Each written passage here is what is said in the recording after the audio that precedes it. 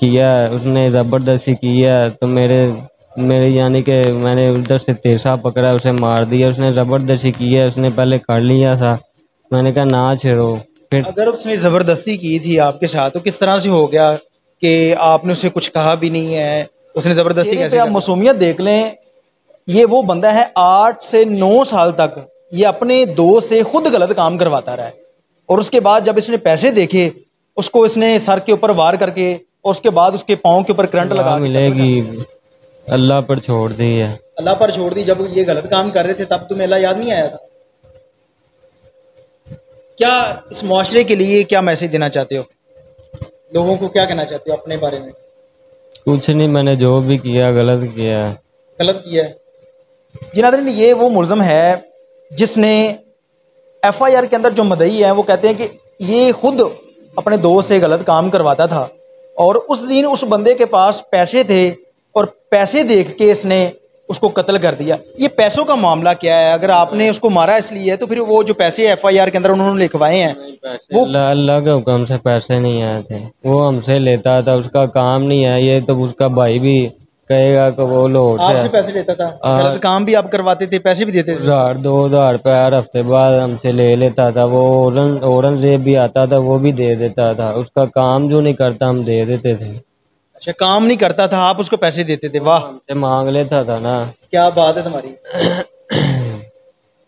تھوڑا بہت پڑھے لکھے ہوتے تو آپ کو یہ پتا ہوتا کہ آپ نے کیا کیا ہے اور کیا کرنا تھا۔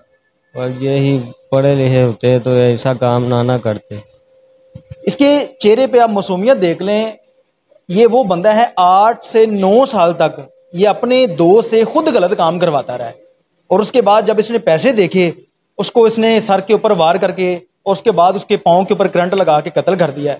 مزید ہم ایس ایچ او صاحب سے بات کریں گے اور اس سے جانیں گے کہ کیا اس کیس کی حقیقت کیا ہے اور کس طرح سے اس ملزم کو انہوں نے ٹریس کیا۔ ان سے بات کرتے ہیں اور ان سے جانتے ہیں کہ اس قتل کے پیچھے حقیقت کیا تھی، ان کو کب 15 پہ کال چلی اور کیسے پتہ چلا، اور اس ملزم کو کس طرح سے انہوں نے ٹریس کیا۔ السلام علیکم سر۔ وعلیکم السلام سر، 15 کی کال چلی تھی 8/8 کو صبح 7:30 بجے، اور اس کال پر میں فوری موقع پر پہنچا۔ یہ مکان ارشاد نامی شخص کا ہے جو لاہور رہتا ہے۔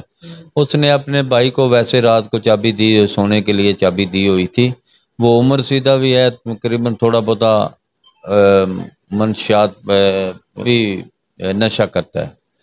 اس کے ساتھ تعلق تھے سعید نامی شخص کے، وہ رات کو کٹھے آئے اور رات کو اپنا نشہ وغیرہ کیا۔ اس کے بعد واللہ عالم اس کے مزاحمت ہوئی، جو بھی ہو، اس نے تیسا مارا، سر پہ ہیلمٹ توڑ دیا، اور اس کے بعد دیکھا اس نے بچ نہ جائے، اس کے بعد بتی لگا دی۔ اصل وقوع یہ 2 دن پہلے کا تھا۔ ایف آئی آر درج کرنے کا ملزم بھی تلاش شروع کر دی، اور مقتول کی کیمرے چیک کیے، کیمرے میں کچھ بھی نہ آیا، اور مقتول کی سی ڈی آر لی، اور مقتول کی سی ڈی آر لی۔ اس کے بعد ایک نمبر کی اپنا سیل آئی ڈی، ایک نمبر سیل آئی ڈی مقتول اور ایک نمبر کی سیل آئی ڈی اکٹھی آ گئی، اور اس سیل آئی ڈی کا جب آنرشپ لی تو آنرشپ بھی بند کروا دی گئی تھی۔ 2 دن بعد آنرشپ بھی بند کرائی ہوئی تھی۔ اس کے نمبر کی دوبارہ سی ڈی آر لئی، اس کے کلوز کالر کو ٹچ کیا، کلوز کالر کو لانے کے بعد پتہ چلا یہ سعید نامی شخص ہے، یہ ذکر نمبر ہے۔ اس کو ٹریس کر کے لاہور سے گرفتار کیا۔ گرفتار کرنے کے بعد اس کی تفتیش کی تو تفتیش میں یہ مانا یہ مجھے ساتھ بدفعلی کرتا تھا 8 سال پہلے۔ یہ تو تقریباً میرے حساب سے جھوٹ ہے، کیونکہ اس دن 58-59 سال عمر ہے۔ اس عمر میں ویسے ہی آدمی جو ہے نا اس قابل نہیں رہتا۔ اس نے مارنے کے بعد ساری رات ادھر رہا، صبح 9 بجے ایک موٹر سائیکل اور ایل سی ڈی اور ریسیور اور موبائل لے کر فرار ہو گئے۔ اس سے ریسیور، ایل سی ڈی اور موبائل، موٹر سائیکل وغیرہ ہر چیز برآمد کر لی ہے۔ ملزم اقراری ہے کہ میرے سے غلطی ہو گئی ہے، لیکن مارنے کے والی بہت زیادہ اس نے ظلم کیا ہے۔ اس کو انشاءاللہ زیادہ سے زیادہ انشاءاللہ ہر صورت قانون کے حوالے کر کے سزا دلواؤں گا۔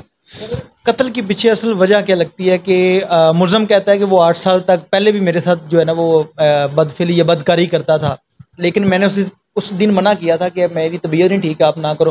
اور جو مدعی ان کا کہنا ہے کہ اس کے پاس کچھ پیسے تھے اور پیسوں کی وجہ سے قتل کر۔ تفتیش کیا کہتی ہے؟ تفتیش یہی کہتی ہے یہ موٹر سائیکل LCD اور ریسیور اور موبائل کی خاطر اس نے قتل کیا ہے. ابھی اس میں کون سا پتہ چلنا ہے. اس کی جیسے کہتے ہیں شیطان نازل ہو گیا، ایسے اس میں صرف چند ٹکوں کی خاطر اس نے اس کو غریب آدمی کو قتل کیا ہے، اور ریزن ایسی کوئی نہیں ہے. جو ملزم بتاتا ہے ریزن نہیں ہے. اس معاشرے کے اندر بہت سارے لوگ یہ سوچتے ہیں کہ اگر ہم کسی کو پیسوں کی خاطر قتل کر دیتے ہیں یا اس طرح سے کر دیتے، کوئی بھی اس طرح معاملات ہو جاتے ہیں، تو کیا ان لوگوں کو آپ کیا میسج دینا چاہیں گے؟ ظاہر سی بات، جب انسان کو اس طرح کا کام کرتا ہے اس کو یہ لگتا ہے کہ میں کبھی پکڑا نہیں جاؤں گا، تو کیا آپ ان لوگوں کو کیا میسج دینا چاہیں گے؟ میرے ذہن کے مطابق اس کو میسج دینا کہ ظلم کا بدلہ ظلم ہے، قتل کا بدلہ قتل ہی ہے. چاہے وہ جو مرضی ہو جائے، قتل کبھی نہیں چھپتا. یہ ہمارے سے بڑے بھی کہتے ہیں قتل کبھی نہیں چھپتا. اس کے علاوہ قانون قتل کو ہر صورت تلاش کرتا ہے، کبھی چھپنے نہیں دیتا.